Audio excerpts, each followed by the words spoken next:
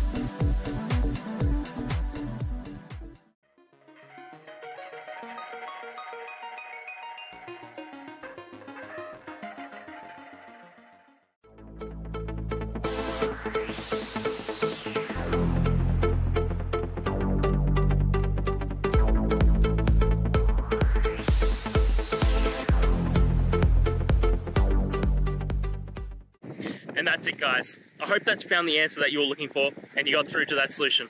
If you did, please hit the subscribe button. I'd really appreciate it. And until the next time you have a technical issue, I'll see ya. Have a good one.